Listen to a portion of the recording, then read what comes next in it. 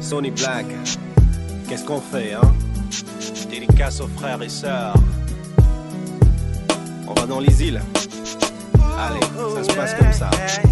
Dieu tout-puissant, quand mon cœur considère tout l'univers créé par ton pouvoir, le ciel azur, les éclairs, le tonnerre, le clair matin ou les ombres du soir. Que tout mon être, alors s'élève un chant, Dieu tout-puissant, que tu es grand. De tout mon être, alors s'élève un chant, Dieu tout-puissant, que tu es grand.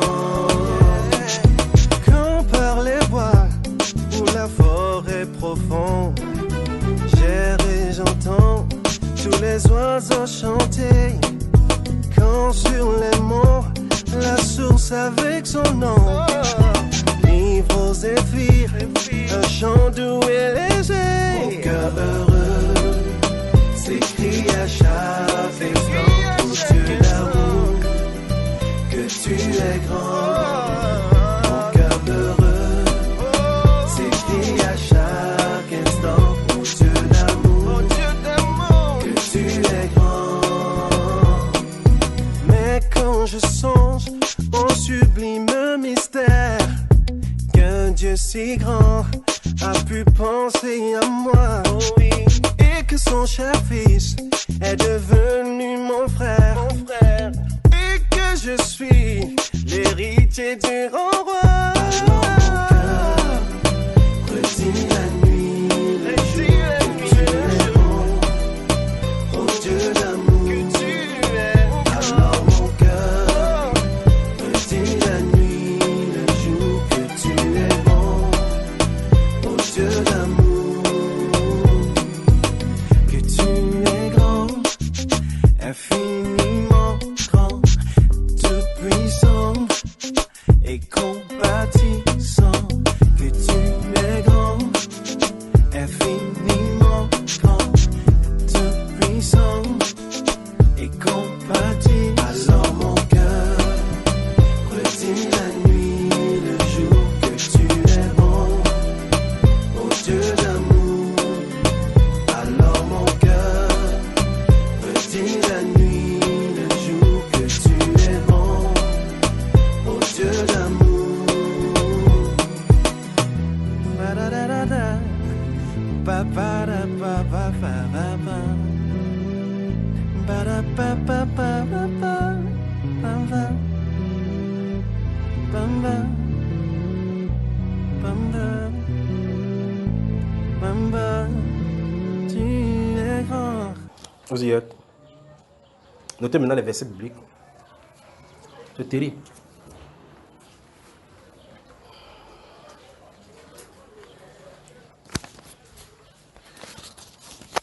Lorsque vous voyez des choses arriver, des choses, Dieu frappe. C'est souvent difficile pour des gens qui n'ont pas vu Dieu à l'œuvre, voir Dieu à l'œuvre dans le quotidien. Parce que lorsque les gens prennent des engagements pour faire des choses et que Dieu commence à agir, on ne voit pas Dieu. Parce que Dieu ne vient pas comme ça, comme le feu, boum, on voit. Des choses comme ça, comme je t'ai dit tout à l'heure, là, un monument qu'on va élever, 24 mètres de haut, une grande femme qu'on va construire à Kribi, la sirène des eaux, mais avec le déguisement mère de l'humanité. On va pousser les gens à adorer. Quand on va faire ça, c'est l'abomination. Ça va tourner le cœur. Maintenant, les gens vont commencer à venir, on dit que l'attraction, c'est à Kribi. Je suis allé là-bas, je me suis filmé. On est dans l'idolâtrie sans s'en rendre compte. Donc, tout ce qui se trouvait dans la Bible comme étant des divinités, vous entendez que Salomon avait construit des temples d'Astarté. C'est une femme qu'on avait construit là-bas avec les divinités là. C'est ça qu'on a de faire maintenant. Mais on trouve le mot moderne. Le mot moderne, c'est monument. Quelqu'un dit monument. On dit monument. Il ne veut plus dire... quand tu dis divinité, il dit non, c'est pas une divinité, c'est un monument. Satan s'est glissé dans les cultures, s'est caché dans nos cultures et donne à ce qu'on adore les démons. Vous y êtes. C'est pour ça que quand vous allez voir, vous touchez ces choses, vous allez voir, les gens seront virulents. Vous entendez que vous avez touché une statue, d'abord on dit statue de la liberté. Boulevard de la liberté, ou c'est statue de la liberté. Oui. Tu voulais parler? C'est pas celui qui voulait parler aujourd'hui. C'est passé.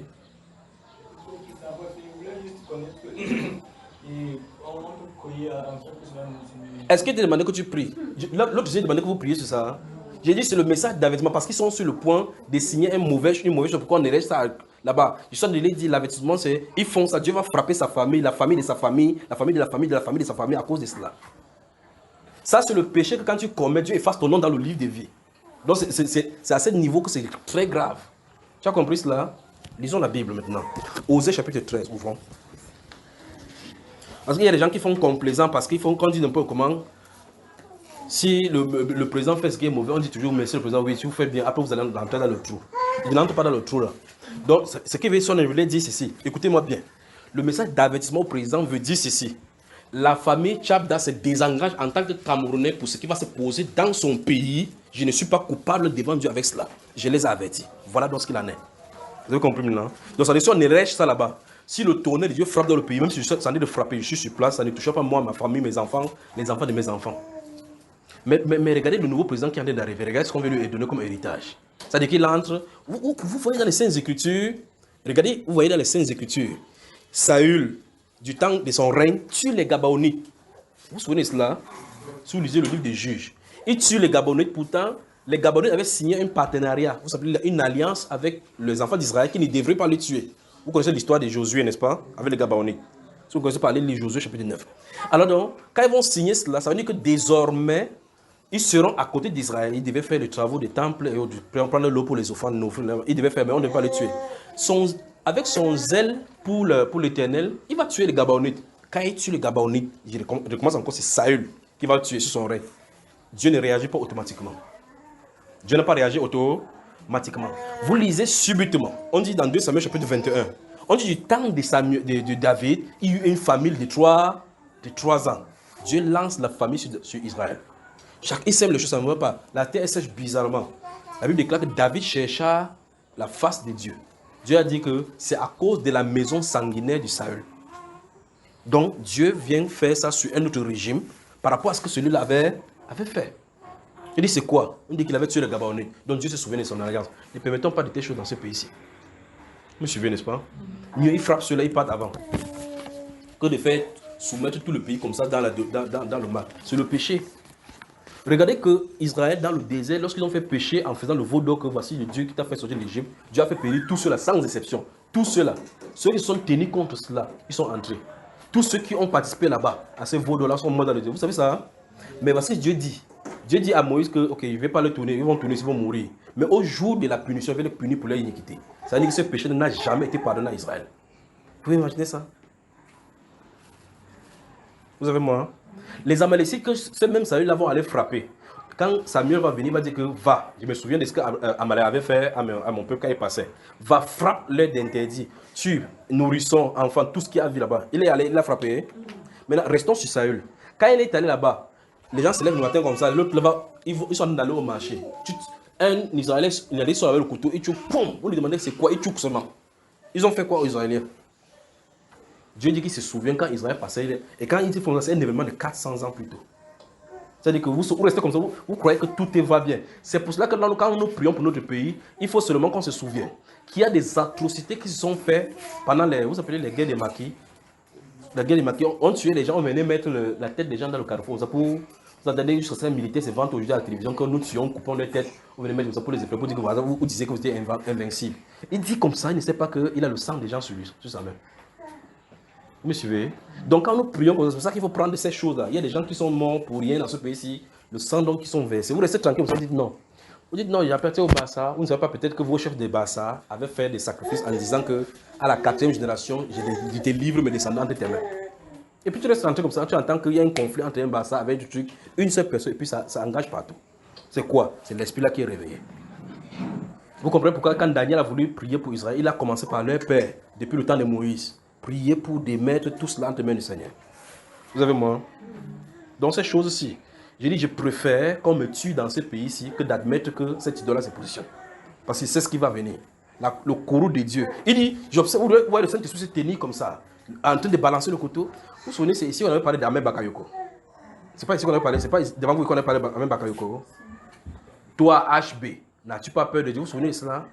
N'as-tu pas peur de Dieu? Il dit les idoles, quoi, tes trucs, tes trafics avec Moloch, je suis au courant.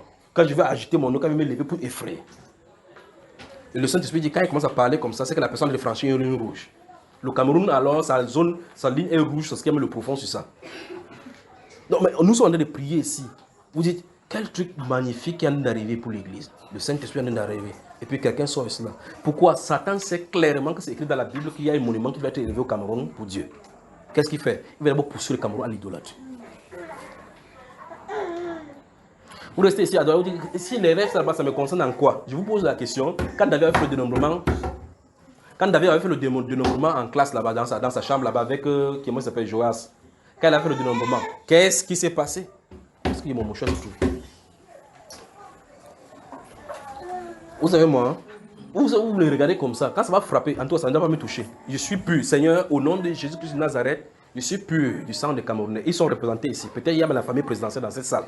Oh Père, je m'en désengage de près ou de loin. Je n'ai jamais mangé leurs 5 francs. J'ai pris au Père de croire que s'ils élèvent, ça fait Père fonce sur eux, pas sur moi. Voilà. Il faut que j'enlève ça sur moi, sur le pro. Donc si quelque chose arrive dans ma famille, c'est autre chose, pas la qualité ici. Parce que c'est Osée, je suis en train de me parler même comme ça, Osée. Commençons par le livre de Osée le prophète. Le trafic moderne de langage, le modernisme aussi, et la liberté à outrance qu'on a, fait que les gens vont dire, ah, on s'en élève au Cameroun, le problème, Dieu n'est pas Dieu, comment? Dieu. Cette fin de temps-ci, c'est avant que Jésus-Christ vienne sur la terre, les gens vont toucher Dieu palpable comme ça là. Quelqu'un va marcher dans la journée comme ça, vous allez l'entendre. Il va dire que Dieu là, même Dieu là, où vous entendez le tonnerre sort comme ça du ciel, le frappe comme ça, il tombe là, il meurt. Les gens vont craindre Dieu. Osée chapitre 13, Osée. Finissons vite là-bas et puis rentre-moi chez moi. On peut voir ça, ça commence que ce soir. Osée. Le pays ici, quoique souvent, il va falloir qu'il parte hors de ce pays ici. Tu veux partir même, non, tu regardes même pas autour, tu passes même bien par où. Ah, vraiment. Osée chapitre 13, on y va. Osée, le prophète Osée. Je crois que... Écoutez, nous sommes dans Osée chapitre 13, regardez versets 1 et 2. Lorsqu'Éphraïm parlait, c'était une terreur. Il se levait en Israël, mais il s'est rendu coupable par Baal et il est mort. Vous avez vu ça? Il s'est rendu coupable par Baal et il est mort. Maintenant, écoutez bien, maintenant, ils continuent à pécher. Ils se font avec leur argent des images en fonte, des idoles de leur invention. Toutes sont l'œuvre des artisans. On dit à leur sujet que ceux qui sacrifient baisent le veau. Voilà ce qui est arrivé en Israël. Et Dieu a de parler du Cameroun là. Des lions indomptables. Le Cameroun, c'est le Cameroun. Et Éphraïm avait la puissance et la domination parce qu'il était sous la garde du Seigneur. Dieu, ils étaient les bras sécurisés de Dieu par lesquels Dieu pouvait passer pour frapper les voisins. Mais qu'est-ce qu'ils ont fait? Le simple fait d'avoir érigé quelque chose pour Baal dans son nation, la Bible déclare que la mort est entrée. Changer artisan ici, l'œuvre de l'artisan, mettez maintenant dans le code, pour que vous compreniez bien de façon moderne, mettez les ingénieurs. Donc, on va dire que les ingénieurs architecturaux, ils vont sortir là ça en 3D pour mettre comme ça sera comme ça, ça sera comme ça, l'œuvre des artisans. Notez Habakkuk chapitre 2. Habakkuk.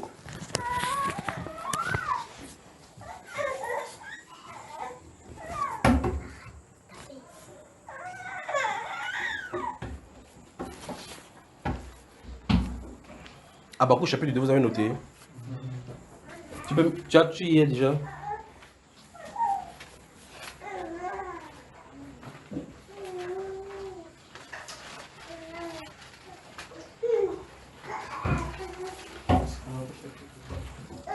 Là, je suis en train de vous amener dans un petit exercice de l'idolâtrie comme l'atteinte à la souveraineté de Dieu. Idolâtrie. Atteinte à la souveraineté de Dieu. Je sens de voilà du qu'on dit ce passage, c'est pour vous. Ça, c'est l'explication maintenant. Le message a été déjà transmis, d'accord? L'explication maintenant, c'est pour vous. Le message, c'est pour eux. L'avertissement, c'est pour eux. Le message, c'est pour vous. Alors, donc, c'est l'idolâtrie. Atteinte à la souveraineté. Justement, glisser quelqu'un. Habakkuk chapitre 2, verset 18, lis-nous ça. Tu peux faire l'effort de lire à haute voix. Donc, chaque fois que tu veux lire, ça. Viens. Oui, viens. Tiens-toi ici, comme ça tu vas lire. C'est là-bas en temps là-bas. Habakkuk chapitre 2, verset 18. À quoi sert une image taillée? Pour que nous voyions la taille. À quoi sert une image en fonte et qu'il enseigne le mensonge pour que vous voyez qu'il a fait place en elle sa confiance. Maintenant, relis maintenant bien. Ça, c'était l'entrée en matière. Relis maintenant bien. Allons-y. À quoi sert une image taillée? Pour que nous voyions la taille. À quoi sert une image en fonte et qui enseigne le mensonge pour que vous voyez qui l'a fait place en elle sa confiance. Maintenant, réponds à la question qu'on a posée là. On a posé une question, non? Que quoi? À quoi c'est une image taillée pour que nous voyions en place sa confiance? Allons-y, réponds. La vanité. Non. De façon moderne, on répond que ça fait entrer les devises au pays pour la culture. Le touriste vient voir. Parce que le Saint-Esprit pose la question, ça sert à quoi? Modernement, on dit que ça fait entrer les touristes. Puisque les touristes vont aller à Limbe ou bien à Kribé, ils vont aller regarder cela. Ils vont payer. Peut-être ils vont mettre même des barrières tout autour pour l'accès à ces tickets-là. Vous allez au Maroc, à Tanger. Vous allez à Tanger, tout juste au bord de l'Afrique là-bas. Il y a une zone là-bas, on parle des trucs des Hercules. Il y avait un trou des Hercules là-bas. Vous allez là-bas, vous payez. Vous entrez dans les endroits, vous payez 10 dirhams pour aller là-bas. Il y a les objets là-bas de tout genre. À l'intérieur là-bas. On te dit que c'est une idolâtrie, qu'il y a des choses de mythologie là-bas. On entre, on paye. Donc, la réponse de Habakkuk chapitre 2, ça dit que si Habakkuk avait posé la question en son temps, il n'a pas trouvé la réponse. Il y a des ministres camerounais qui vont donner la réponse cette fois-ci. Ça va entrer les devises. On va dépenser 100 milliards. Mais à long terme, ça va faire entrer les devises. Le Saint-Esprit pose la question, à quoi ça sert? Pour qu'on mette sa confiance. C'est-à-dire que quand on va voir le Cameroun, on va dire le Cameroun, où est érigé. Regarde comment on va remarquer le Cameroun. On va remarquer que c'est au Cameroun qu'est érigée la plus grande statuette de la terre en Afrique. Vous imaginez comment ça sera glorifiant pour le peuple du monde. Mais chaque fois qu'on va dire ça, Dieu dit, ah bon, donc c'est au Cameroun qu'on m'a chassé, c'est au Cameroun qu'on m'a chassé, et on appellera le nom de mon pays. En tout cas, Seigneur, enlève cette population affamée. Lévitique chapitre 26. Lévitique chapitre 26. Je vous montre seulement les choses. Donc vous voyez, Dieu en a donné des avertissements ici. Lévitique chapitre 26. Même les coqs sont fâchés. Vous entendez, mais les poules là dehors commencent à comprendre que l'heure est grave. Vous comprenez? Parce que les poules vont faire comme ça. Comme les poules font comme ça, vous savez que toutes les festivités, c'est eux qu'on met d'abord à l'abattoir. Donc même les poules commencent à crier que c'est fort. Déjà, le truc là, il ne faut pas qu'on fasse ça. Vous entendez, non? Quel opprobre sur le pays. Vous riez maintenant, quand les catastrophes vont commencer, les catastrophes de grande envergure vont commencer, s'ils mettent la première pierre, des choses vont commencer à venir sur le pays, des esprits vont commencer à sortir, on va commencer à dire qu'est-ce qui arrive, et c'est toujours Dieu qu'on va accuser. Et les gens vont dire que Dieu existe, et puis voilà les gens qui meurent là-bas, alors que ce sont eux qui ont fait. J'ai dit quel livre déjà? Chapitre 26, lis-moi le verset 1, à haute voix. Après, vous préparez Deutéronome. Lévitique chapitre 26. Verset 1 seulement. Verset 1. Vous ne vous ferez point d'idole. Vous ne vous élèverez ni image taillée, ni statuette. Vous ne placerez dans votre pays aucune pierre ornée de figures pour vous prosterner devant elle. Car je suis l'Éternel, votre Dieu. Je crois que c'est un verset qui a la force d'être clair, c'est celle-là, pas vrai? C'est celui-ci. Regardez. Verset 1 du chapitre 26 de Lévitique. Vous ne vous ferez point d'idole. Vous ne vous ferez point d'idole. Vous ne vous élèverez ni image taillée, ni statue, et vous ne placerez dans votre pays aucune. Quelqu'un dit aucune. Aucune pierre ornée de figures pour vous prosterner devant elle. Quand vous allez à Yaoundé, à Edea, vous allez le voir en plein Edea là-bas, à Carrefour. Je crois que presque quand je passe à Yaoundé, c'est grave. Vous allez en Balmayo, c'est grave. C'est grosse statuette comme ça là. Quelqu'un qui a des pleurs au-dessus, c'est quelqu'un aussi en bas. Lui, il pleure sa part en haut, l'autre a des pleurs en bas. Ah.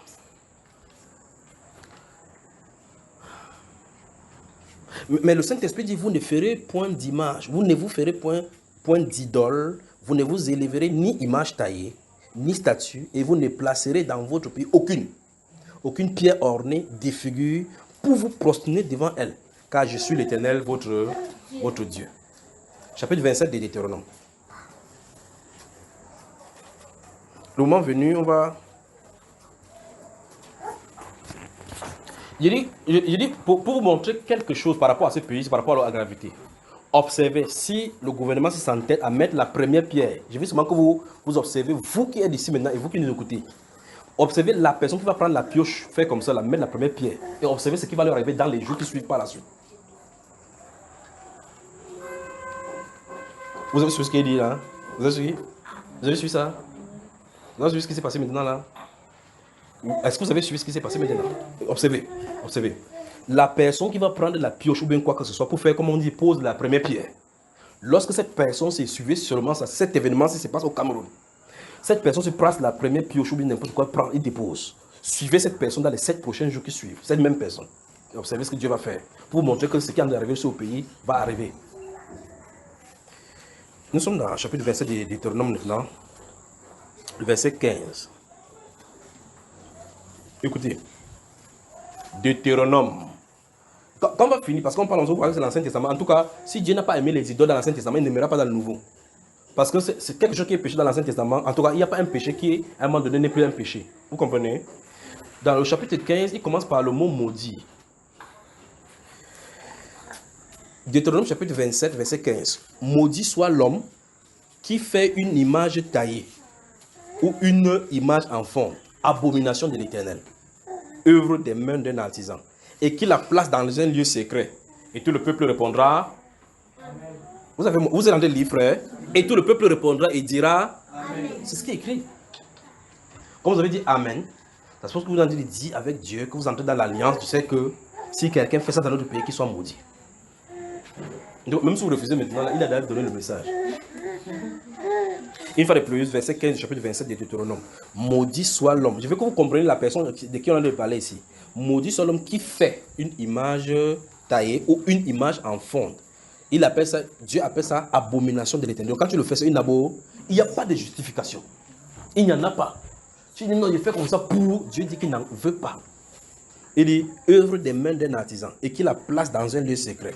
Mais vous allez dans certaines églises, non, on dit que faites cette idole, allez mettre dans un lieu secret, dans un endroit. On dit clairement que c'est ton hôtel là-bas. Va là-bas, tu ajoutes souvent le bougie. Donc celle-là, c'est clair, ton Dieu, c'est clair avec le bougie. Tu pars là-bas comme ça, tu parles. On continue. Ouvrons, notez Exode chapitre 20.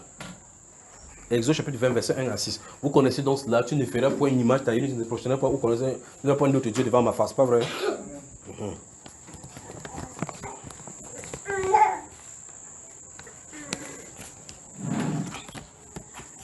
Notez Exode chapitre 34, verset 17. J'ai dit, vous notez Exode chapitre 20, verset 1 à 6. Tu ne te feras point d'image taillée ni de représentation quelconque des choses qui sont dans les cieux, sur la terre, sur les cieux. Vous ne posternerez point devant ça, vous connaissez cela. Mais notez Exode chapitre, j'ai dit Exode chapitre 20, verset 1 à 6. Exode chapitre 34, verset 17.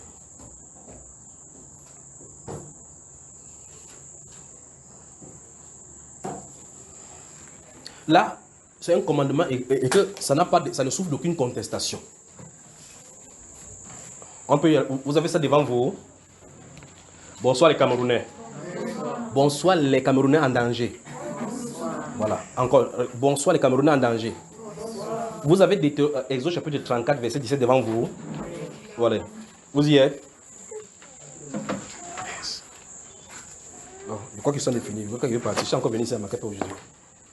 Vous n'encouragez pas. Vous avez Exode chapitre 34, verset 17 devant vous. 1, 2, 3, lisons. 1, 2, 3, lisons. Encore. Encore. Encore. Tu ne feras point de Dieu en. C'est ce qui est écrit. Notez 2 Rois, chapitre 2 Rois. Notez 2 Rois, chapitre 17.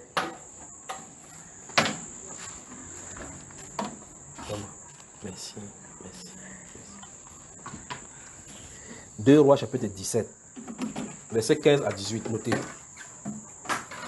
Notez Néhémie, chapitre 9.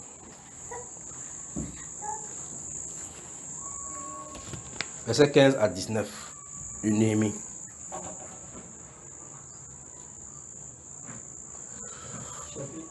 Néhémie chapitre 9, verset 15 à 19. Notez 2 Chroniques.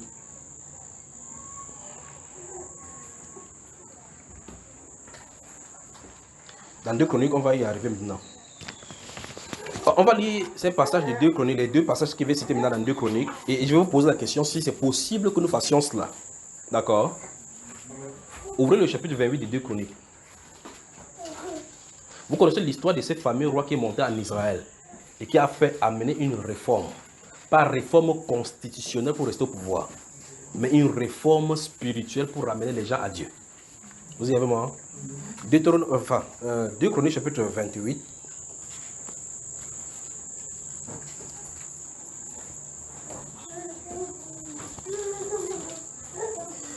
Versets 1 et 2. Regardez. Vous avez moi? Vous êtes dans 2 Chroniques chapitre 28, non? Maintenant. Akaz avait 28 ans lorsqu'il devint roi. Et il régna 16 ans à Jérusalem. Il ne fit point ce qui est droit aux yeux de l'Éternel, comme avait fait David son père. Il marcha dans les voies des rois d'Israël et même, il fit des images en fonte pour les Baals. Donc quand quelqu'un vient au pouvoir, au lieu de prendre la référence en disant qu'il va faire telle œuvre que Dieu... Parce que quand tu montais au pouvoir, on te comparait soit à Akab, soit à David. Vous entendez cela? Donc quand on te dit que tu n'as pas fait comme David, c'est que ça veut dire que tu es en train de suivre les maisons d'Akab et de Jéroboam. On dit qu'il ne fit pas... Regardez son âge. Il a fait le fond. Oh, tout à l'heure nous venons de lire, tu ne te feras point une image en fonte. Tu ne te feras point. Lui, il a fait. Maintenant, allez au chapitre 34 maintenant. Vous avez vu ce que Akaz, le roi, a fait, pas vrai? Allez au chapitre 34.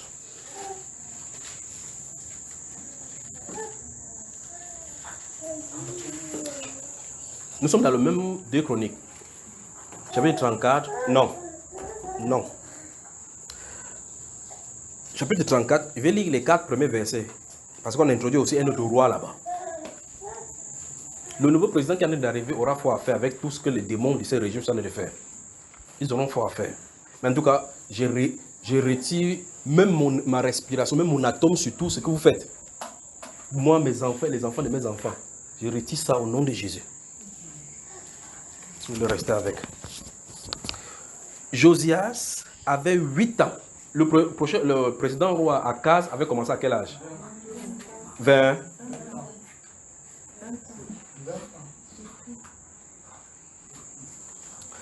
Josias avait 8 ans lorsqu'il devint roi et il régna 31 ans à Jérusalem.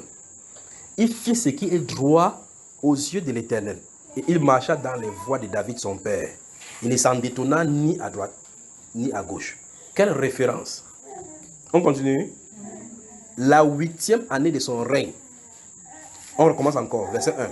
Josias avait 8 ans lorsqu'il devint roi. On dit la 8e année de son règne. Donc quand il avait 8 ans, ça veut dire que tu as quel âge Josué? 9 ans. Donc quand celui-là avait le Josias là avait 8 ans, Josué le dépasse d'1 an. Ça veut dire que on dit la 8e année de son règne, ça veut dire qu'il avait quel âge? À 16 ans.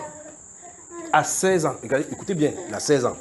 La 8e année de son règne, comme il était encore jeune, il commença à rechercher le Dieu de David, son père. Et la 12e année, il a quel âge maintenant? À sa 12e année, il a quel âge? Papa. Wonderful. Mais le calcul est grave à ma peur. La 8e année, il a 16 ans. On dit 12e année, ça veut dire que de 8, on a ajouté quel âge?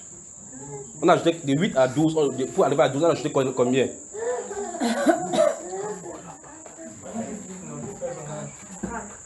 Quatre. Donc ça veut dire que c'est son âge, on a ajouté. Donc cette fois-ci maintenant, on a dit donc c'est à quel âge? À 20 ans maintenant, écoutons le 20 ans. L'autre monsieur là avait commencé à quel âge? À 15 ans. Je prends ça pour que vous voyez comment les êtres humains peuvent être méchants. On dit, à 20 ans, il a commencé à rechercher le Dieu de David, son père. Et la 12e année de son règne, c'est-à-dire quand il avait 20 ans, il commença à purifier Juda et Jérusalem des hauts lieux, des idoles, des images taillées et des images en fonte. Vous avez vu ça, frère? C'est ce qu'il nous faut. Vous vous souvenez, une fois ici, le Saint-Esprit nous a dit qu'il faut qu'on prie pour que la lumière de Dieu soit éclaire des ténèbres et chasse des ténèbres dans les hauts lieux de ce pays. Vous vous souvenez de cela? Vous ne savez pas ce qui est en train de se passer, ni ce que le Saint-Esprit veut faire, ni encore ce qui se trouve là-bas.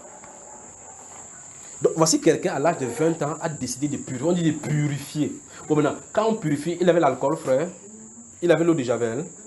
Vous pensez qu'est-ce qu'il fait? Qu'on dit, parce qu'on a parlé de l'image, des images en fond, des images taillées et des images en fond. Vous pensez qu'il purifie ça comment?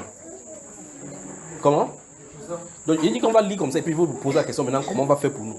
Écoutez, puis il dit, verset 4 enfin, on renversant devant lui. Donc, ça veut dire qu'il ne donnait pas les... Regardez-moi maintenant les Camerounais là. Il ne donnait pas les 13 autres instructions. Il ne donnait pas les 13 autres instructions. On dit qu'on renversait devant lui. C'est pas la qualité qui parle. Il dit non, monsieur le président, que c'est accompli. Il vient là-bas. On fait ça devant lui. Dit, on renversa devant lui les autels des Baals. Le roi précédent, Akaz qu'on a lu, lui construisait Baal. Celui-ci est venu, il a vu que c'est pas bon devant Dieu. Il renversa et il abattit les statues consacrées au soleil qui étaient dessus. Il brisa les idoles, les images taillées et les images en forme et les réduisit en poussière. Et il répandit la poussière sur les sépulcres de ceux qui les avaient sacrifiés. Maintenant, vous êtes les Camerounais, non? Je veux que vous me donnez, n'essayez pas de contourner, mais contourner. Je veux que vous me donnez les noms, les différents sites des idoles ici. Nous sommes dans la ville de Douala. Donnez-moi d'abord un. Pour qu'il soit sûr que quand on lit la Bible, là, vous comprenez ça à côté de vous. Rond-point des dos. Quand vous avez là-bas, il y a un monstre debout comme ça, non? Les gens parlent là-bas et disent waouh, rond-point. Quand on montre même les images de Douala, la première chose, on fixe ça. On dit que c'est ça qui fait la fierté. Gardez-vous à l'esprit. On dit que c'est ça qui fait la fierté de la ville de Douala. Oui, il y a le monument qui se trouve au rond-point. Et moi, j'avais senti bien, mais il veut finir ça et part rapidement. Il ne veut pas que les trucs des Camerounais, il faut que vous n'ayez pas prié à la maison. Il ne faut pas que les trucs des Camerounais là, me touchent avec ma famille. Voilà. En dehors de ça, en dehors des Douala, des ronds-points de Douala, il y a encore quoi? Feu rouge Bessengue, il y a quoi là-bas? Un homme avec le chapeau. Il fait quoi là-bas? Donc, il y en a ça. Quoi d'autre encore? Certificat? C'est où? À Newbel. Il entend seulement qu'on dit ça dans le livre d'histoire. Donc, toutes ces choses-là, mais on appelle ça les monuments. Il y a un ministre même qui s'occupe de ça, ministre de la culture, c'est-à-dire qui garde notre culture. Vous voyez ce qu'il en est? Il y aura les festivités, le ministre sera vraiment dit non, il faut valoriser notre culture. Notre culture est bien jusqu'à ce que Satan y entre. Parce que chaque peuple a une culture. Chaque peuple a une histoire. C'est naturel donc qu'on puisse garder clair notre histoire en disant pour qu'on puisse garder la bonne histoire du Cameroun, pour raconter à ses enfants comment est né le Cameroun, les gens qui ont lutté pour le Cameroun. Mais les ériger au point où, bon, je pose la question, depuis de tout ce que vous avez entendu là, vous avez vu, on a glorifié Jésus quelque part. Quand on veut maintenant mettre une statue comme mère de l'humanité, c'est une femme qui a accouché l'humanité. Bon, est-ce qu'on parle même de Ève là? On a un problème ici. Allons dans le Nouveau Testament maintenant. 1 Jean, la partie B de 1 Jean chapitre 5. Donc pendant que vous en allez chercher, vous posez la question que vous voulez poser. On a vu Akaz a installé les idoles à Tastate. On a vu Josué est venu, il les a purifiés, il les a réduits. Il les a réduits. Vous alors maintenant, vous faites quoi? Maintenant, je vous dis ce que le code pénal dit. Est passible d'un emprisonnement allant de temps et d'une amende de temps, quiconque casse ne serait-ce que même la peinture d'un monument érigé dans la République. Donc, comme le fait, les fers qu'il y a à des dos là, ce sont les ventilateurs, les trucs qu'on a pu faire là-bas. Tu peux enlever un fer là-bas, pam, on voit, tu as lancé au caillou sur ça, tu pars en prison. Mais maintenant, le Saint-Esprit va venir sur les gens, il va dire que casser, il va venir casser ce pont, vous le mettez en prison. Il est bien dans la prison du Saint-Esprit. J'ai mes enfants. Alors, je pose la question, vous faites quoi? Vous pensez que normalement, qu'est-ce que nos présidents devaient faire? Ils devraient faire quoi? Donc, si on prend maintenant nos présidents qui sont maintenant là, on va comparer nos présidents à Akaz ou à Josias. Parce qu'on a dit, ceux qui sont en train de l'élever seulement, non. Chacun vient, il élève sa part. Chacun vient, il élève sa part. Mais un vrai président va venir maintenant, un juge va dire, cassez-moi tout ça. On dit, non, tu t'élèves contre notre culture, c'est lui-même qui aura le problème. Mais en faisant comme ça, c'est lui qui sera du côté de Dieu. Il sera minorité. On va même montrer les gens contre lui que tu touches à notre culture, non, on se sépare. Nous, notre pays se sépare de toi. Je suis en train de vous présenter seulement la chose biblique, comment Dieu voit les choses. À moins que l'homme veut dire que Dieu n'est pas le créateur et qu'on n'invoque pas son nom quelque part. Dans 1 Jean chapitre 5, donc le verset 21, la dernière partie, la partie B, il dit, petits enfants, gardez-vous des idoles. Point quelqu'un maintenant dit, si tu vas devant les idoles, tu te filmes pour te vanter, tu adores l'esprit qui est derrière. Tu adores l'esprit qui est derrière. Voilà.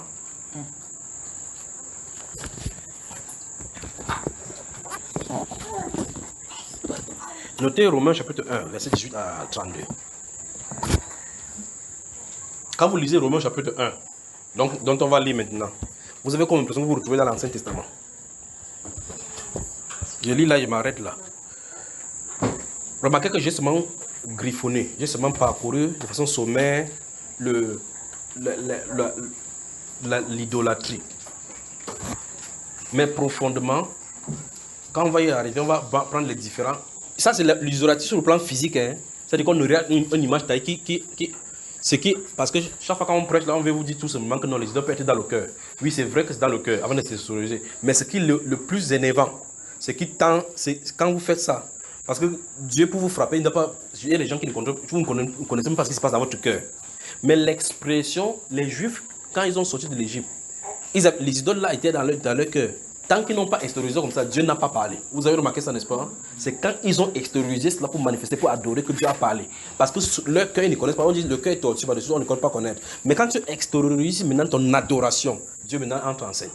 Alors donc, quand ils vont nous parler de l'idolâtrie, c'est au sens premier, c'est-à-dire que l'idolâtrie, il y a une image qu'on fait. Vous y êtes? J'ai demandé que vous notez, ça c'est pour le cas du Nouveau Testament maintenant. Je peux expliquer maintenant facilement. Il y a 1 Jean chapitre 5, verset 21, la partie B. Petits enfants, gardez-vous des idoles. J'ai demandé maintenant que vous notez Romains chapitre 1, verset 18. Vous y êtes? Verset 18 à 32. Je vais lire pour vous saisir. Les gens ont l'impression que Dieu a quitté la terre, Dieu ne regarde plus, Dieu a laissé les hommes, que Dieu a créé la terre, il a s'occupé sur Vénus ou bien sur Jupiter. Peut-être il nourrit le sable là-bas avec le poisson. Que Dieu a quitté la terre, il est pas. Comme les gens parlent en riant, que Jésus est venu après moi, on l'a fouetté. Il a dit qu'il ne viendrait plus jamais le pied ici. Ils vont voir que le Seigneur n'a jamais quitté, Jésus vient toujours sur la terre. Et la Bible déclare à l'Éternel la terre et tout ce qu'elle renferme. Vous faites votre constitution sur la terre, vous rejetez Dieu, il n'y a pas de problème. Mais souvenez-vous, j'avais dit, l'homosexualité va entrer au Parlement camerounais, on va légaliser. Alors, on est en train d'ajouter seulement le péché sur le péché. À un moment donné, il quitte seulement le pays, ça veut mieux je passe d'un terre étranger. Vous savez, quand Abraham était quelque part, Dieu le gardait. Il n'est pas avec mes enfants.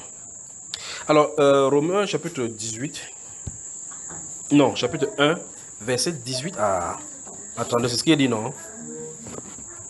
Emmanuel, tu peux rester tranquille, je travaille, je suis en train de finir, d'accord?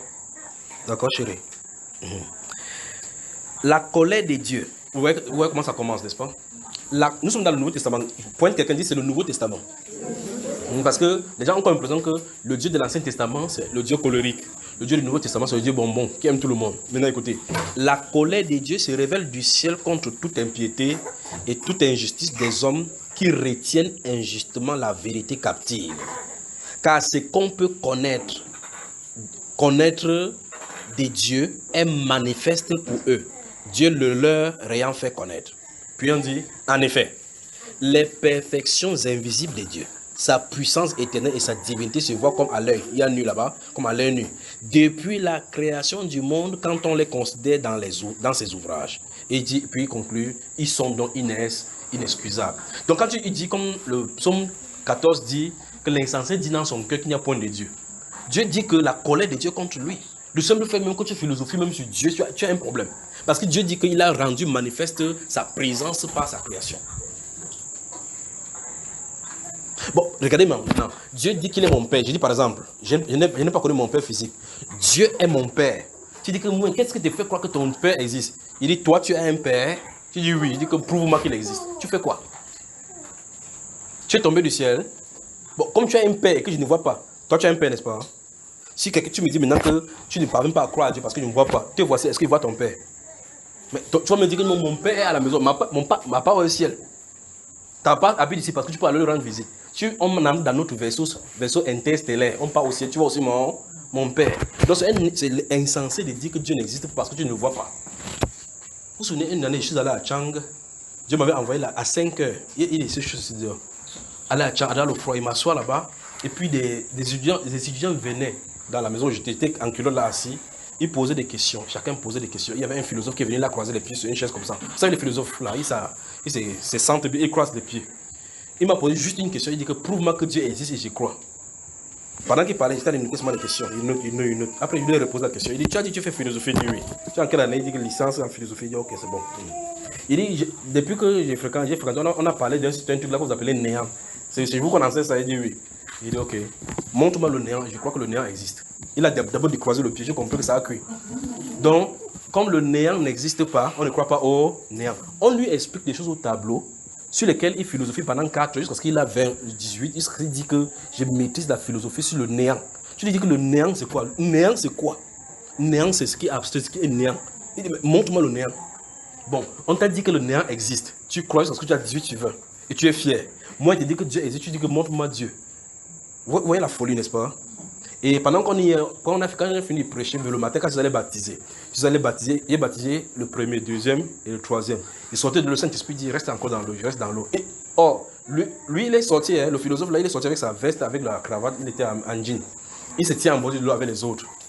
Et puis, quand le Saint-Esprit a dit, reste dans l'eau, il savait qu'il devait encore le baptême. Le Saint-Esprit me dit, reste dans l'eau, je reste dans l'eau. Il dit, parle, je parle. J'ai dit, écoutez-moi bien, je ne me suis pas déplacé dans votre ville pour venir faire le tourisme. Si ce n'était pas Dieu qui m'avait envoyé ici, il ne serait pas venu. Il m'a dépêché en disant que je viens ici chez vous. Donc je me tiens encore dans cette eau. Si je mets les pieds dehors, je sors. Je n'entrerai plus ici jamais pour baptiser quelqu'un. Pendant qu'il finissait, il enlevait sa culotte comme ça. J'ai seulement dit au Seigneur que Dieu est merveilleux, vous dit. Donc quand il finit de parler comme ça, pendant qu'il parlait comme ça, il dit que s'ils sont déjà dans cette eau-là, même si vous montez ou ça, vous êtes Jésus, je n'entre plus dans cette eau. Avant de finir, il a enlevé sa culotte, il est baptisé. Amen. Donc, la Bible déclare que en effet, les perfections invisibles de Dieu, sa divinité se voit comme à l'œil nu. Vous voyez là, quand on les considère dans ses ouvrages. Donc, si tu médites sur l'œuvre de Dieu, tu vas voir Dieu dedans. Tu vas voir que ce n'est pas normal. Quand vous regardez, vous mangez pour être rassasié, vous mangez une grande quantité de nourriture, vous regardez les fourmis, ses reins sont comme ça, mais on dit qu'il mange. Il mange, ça garde où? Il a les intestins dans ces petits reins-là. Amen. Notre Dieu est grand.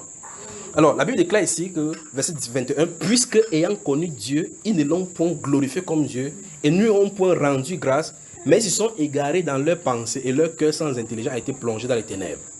Se vantant d'être sages, quelqu'un dit les ingénieurs, ils sont devenus fous. Et ils ont changé la gloire du Dieu incorruptible en image, représentant l'homme corruptible. Des oiseaux, des quadrupèdes, et des reptiles. C'est pourquoi Dieu les a livrés à l'impurité selon les convoitises de leur cœur, en sorte qu'ils déshonorent eux-mêmes leur propre corps. Eux qui ont changé la vérité de Dieu en mensonge et qui ont adoré et servi la créature au lieu du Créateur qui est béni éternellement, et que le peuple de Dieu dise Amen. Donc vous voyez qu'au lieu de se rendre compte que nous sommes la création de Dieu et on commence à se glorifier Dieu, même s'ils font quelque chose en disant que nous on devait faire ça pour Dieu, ils se détournent pour aller adorer une création, dit que la mère de l'humanité. Donc c'est elle qui a amené l'humanité, parce que l'Afrique est le berceau de l'humanité. Il faut qu'on trouve une femme qui a fait cette représentation-là. Mais tu viens de dire comme ça que voici comment la création s'est passée. Oh, Darwin a dit que eux qui ont changé la vérité de Dieu en mensonge et qui ont adoré et servi la créature au lieu du Créateur qui est béni éternellement. Amen. C'est pourquoi Dieu les a livrés à des passions infâmes, car leurs femmes ont changé l'usage naturel en ce qui est contre nature. Donc vous voyez que les femmes commencent à aimer les femmes. Vous voyez que ça montre clairement que Dieu a dit votre génération est une génération découverte. Et de même les hommes, abandonnant l'usage naturel de la femme, se sont enflammés dans leurs désirs les uns pour les autres. Vous avez entendu qu'on a fermé la chaîne YouTube du prophète TB Joshua. Parce qu'on s'est rendu compte aujourd'hui, écoutez bien, c'est qu'on a laissé diriger droit dans le mur. Parce qu'il a délivré des gens qui étaient homosexuels. Et s'est posté là-bas depuis, et les gens sont venus confesser. On dit que c'est une violence, qu'il a fait la violence au groupe homosexuel. On a fermé sa chaîne YouTube, qui avait plus de 2 millions, ou c'est combien de millions d'abonnés. On a fermé ça parce que les gens de l'homosexualité se sont plaints. On a fermé sa chaîne. Vous savez, ça me fait voir dans la Bible, vous lisez dans Actes des Apôtres chapitre 3, l'apôtre Pierre et les gens qui allaient au temple, ils ont délivré ces messieurs-là. On les a convoqués au Sanhédrin pour dire que nous par quelle autorité, par quel pouvoir. Il dit, puisque nous sommes interrogés pour un bienfait accordé à un homme. Donc on ne doit pas interroger quand un bienfait accordé à un homme. l'histoire biblique se répète devant nous. On a fermé sa chaîne, empêché, on a bloqué non seulement sur YouTube, mais sur Facebook pour qu'il ne passe plus, parce qu'il délivre les homosexuels. Comme on a délivré les homosexuels, les autres groupes homosexuels disent que non, c'est une violence. Il a fait la violence sur les homosexuels, il viole. Ça veut dire que même là où je suis, ne vous inquiétez pas, parce qu'il y a des trucs sur l'homosexualité sur Bambaïba. Un de ces jours, vous allez là-bas, un de ces jours, qu'on a fermé le Bambaïba, ne vous inquiétez pas, je vais toujours prêcher contre cela. Donc il n'y a pas d'endroit où, même si je peux être dans un pays où je suis quelque part, on dit qu'on ne prêche pas, je vais prêcher contre ça, me mettre en prison, je prêche contre ça. Et c'est pas si dans la prison, on peut encore mettre quelqu'un dans la prison. On prêche contre cela parce que c'est une... Si vous dites, vous essayez de vous arranger avec ce péché-là, Dieu va vous frapper. Vous comprenez? Vous pensez que si Jésus vient ici, il vient prêcher contre les homosexuels, on va le laisser ici? On ne va pas le laisser. Vous voyez, on a des problèmes. C'est terrible. Mais Dieu dit ici là que c'est Dieu qui les a livrés à leur sens réprouvé pour commettre homme avec homme des choses qui sont abominables. Donc ils ne savent pas qu'ils vivent dans l'abomination. Mais quand tu veux le dire comme ça, on va dire que non, on n'est pas tolérant, on est des fanatiques, on ne veut pas Dieu amour. Par conséquent, qu'est-ce qui se passe? Il y a des églises maintenant qu'on construit maintenant pour les homosexuels, pour qu'ils ne soient pas conscientisés là-bas. Or, il ne s'agit pas d'être dans un lieu et lire certains versets bibliques pour être en règle avec Dieu. Il faut que ta vie soit sainte devant le Seigneur. C'est ça dont il est question. Donc il faut dire la vérité aux homosexuels que vous continuez comme ça, c'est un enfer que vous allez retrouver parce que Dieu dit que c'est une abomination. Je crois que peut-être s'ils écoutent l'autre, c'est ça qui va me faire fermer YouTube. Mais il n'y a pas de problème. Ce sont eux les gens qui profitent d'abord de YouTube en disant qu'ils gagnent de l'argent dedans. Je n'ai aucun moyen de gagner l'argent. Je prêche chez vous ici. Si ça va un peu de sa part. Vous me suivez, n'est-ce pas? Mais gardez-vous à l'esprit que l'homosexualité sera légalisée au Cameroun. Finissons avec 1 Corinthiens chapitre 10. Au fait, je parle, mais ça m'énerve. Comment? Oui, on a remédié. Finissons 1 Corinthiens chapitre 10. Bon, dans tout cas, vous allez lire ça. Maintenant, écoutez, dans 1 Corinthiens chapitre 10, Paul, l'apôtre, prend justement tout ce que nous avons lu dans l'Ancien Testament. Écoutez bien. Dans 1 Corinthiens chapitre 10, il prend principalement ce qui s'est passé dans l'Ancien Testament. J'ai cité Exode chapitre 10 avec tout ce qui s'est passé avec les Juifs. Il dit que, je vais faire, frère, que vous n'ignorez pas que nos pères, quand il parle de nos pères, il parle des Juifs, qui étaient sous Moïse, ont bu des nuées, ils ont traversé dans les eaux, ils ont bu dans les rochers. Et puis, ça signifie que les rochers là, c'était Christ qui les suivait. Dans le même Jésus que nous prêchons aujourd'hui, ça les suivait dans le désert, qu'ils ont bu. Mais il dit que plusieurs ne furent pas agréables. Ils ne sont pas agréables parce qu'ils sont tombés dans le désert, puis ils sont morts. Et puis il dit que ces choses-là, elles sont écrites pour nous servir d'exemple. Gardez-vous l'esprit ici. Toutes ces choses-là sont écrites. On raconte leur histoire, les tombées, les ceci, pour nous servir d'exemple à nous qui sommes parvenus à la fin du siècle. Vous avez mon frère? Donc, et puis particulièrement, il va parler là maintenant. S'il y avait le temps, je vais parler de cela, si le Seigneur le permettait. Si vous lisez Apocalypse chapitre 1 et chapitre 2, vous avez chapitre 2 particulièrement, où on écrit à l'ange de l'église de Thyatire et Sardes, vous allez remarquer que là-bas, on va faire revenir, le Saint-Esprit fait revenir les doctrines de Balaam, qui enseignaient à Balak à mettre un pied d'achoppement à Israël, son peuple, pour qu'il mange des viandes sacrifiées aux idoles et qu'il se livrent à l'impudicité. Mais il dit cela dans une église qui est en Asie. Pourtant, ce qui s'est passé, c'était dans l'Ancien Testament chez les Juifs. Je veux que vous voyez l'opposé. C'est-à-dire que ce qui s'est passé dans l'Ancien Testament, dans Nombre chapitre 22, c'est dans Nombre chapitre 20, 22, 20 jusqu'à 25, c'est cet événement-là. Mais le Saint-Esprit dit à l'église de Sardes et à l'église de Thyatire que, pour Thyatire, il parle de cette femme Jézabel qui enseigne à mes serviteurs qui se dit prophétesse. Vous voyez ça, n'est-ce pas? Il dit qu'il enseigne à mes prophétesses maintenant, cette façon, un inverse, à se lever à l'impudicité, à manger les viandes. Quoique ça ne parlait dans le vide là maintenant. Bon, je vais y revenir. Mais le point, ce qu'il voulait dire, c'est ceci.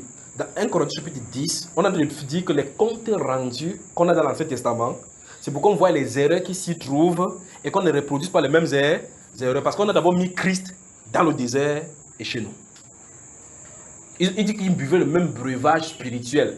Parce qu'il buvait de ce rocher, Christ qui les suivait. Vous avez moi?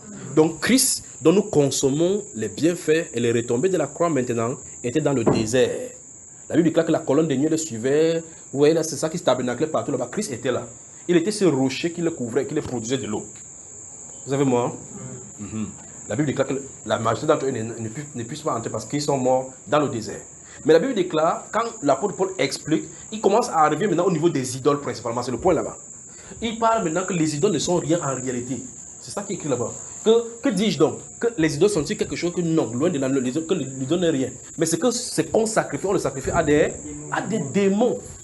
Va dire ça aujourd'hui, on dit que mais donc tu appelles ma culture démon. l'apôtre Paul avait été culotté, pas vrai? Parce qu'il dit comme ça aux Grecs qui avaient des idoles chez eux. Vous vous souvenez de la compte rendu des Actes chapitre 17, quand il est allé dans la ville d'Athènes. On dit que la ville était pleine d'idoles.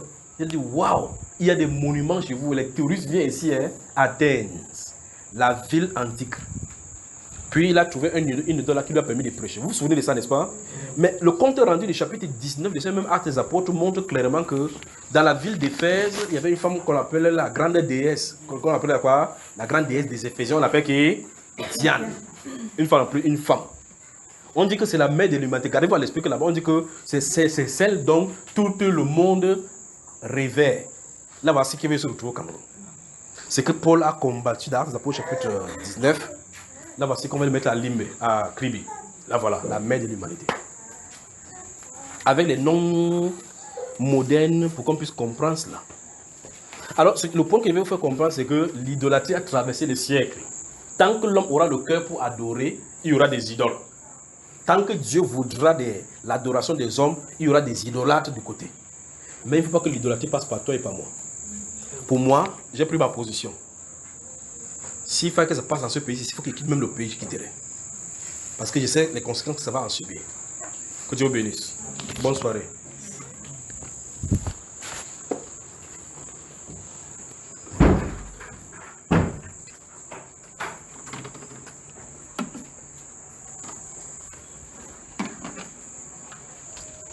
Quel pays? Quel pays?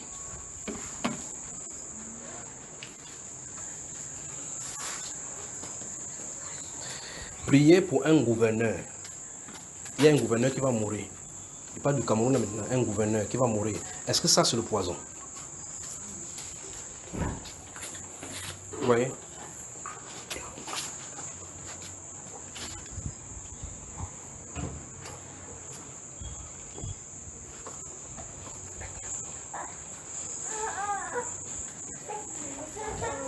C'est ici que nous tenions quand j'avais parlé qu'il y a un président qui a assassiné, n'est-ce pas?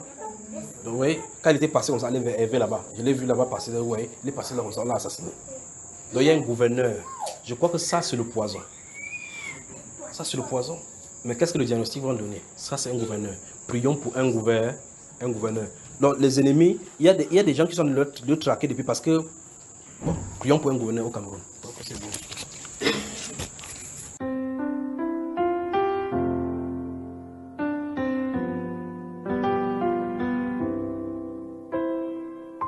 C'est au pied de ta croix que je trouve le réconfort. Je n'ai plus peur de rien quand je suis blotti dans tes bras. C'est au pied de ta croix que je trouve le réconfort.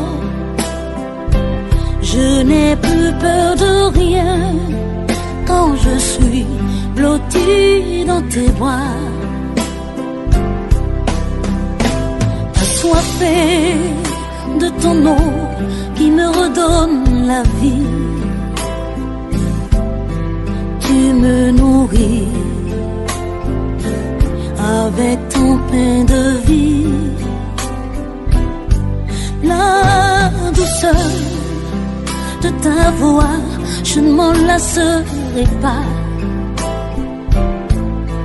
Quand tu me parles, je t'entends et je crois.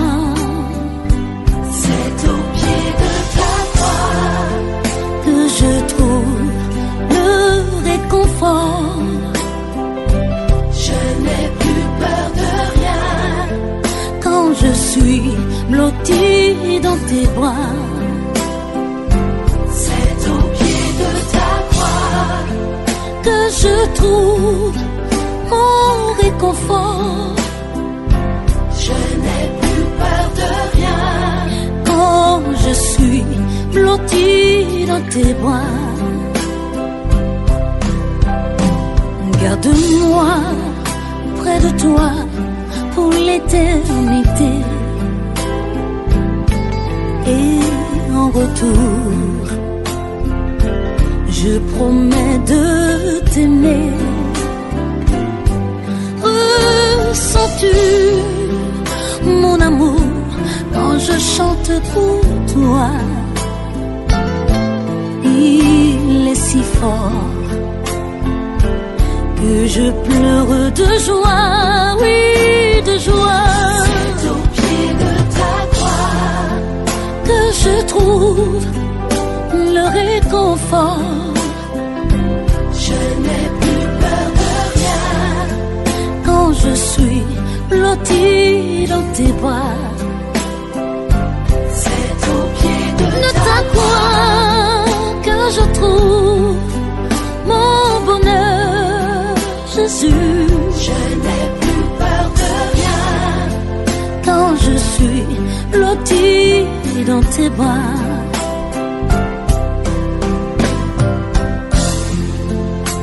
Seigneur, je veux te dire que je t'aime. Malgré tous mes péchés, tu ne m'as pas abandonné.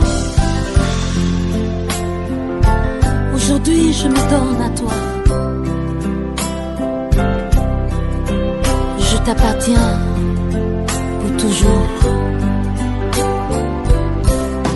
Toi, mon sauveur, au pied de ta croix, je trouve le réconfort. Je n'ai plus peur de rien, car tu es mon protecteur. C'est au pied de ta croix que je trouve mon bonheur, Jésus. Je n'ai plus peur de rien, je n'ai plus peur de rien. Blottie dans tes bras, c'est au pied de ta croix que je trouve le réconfort. Je n'ai plus peur de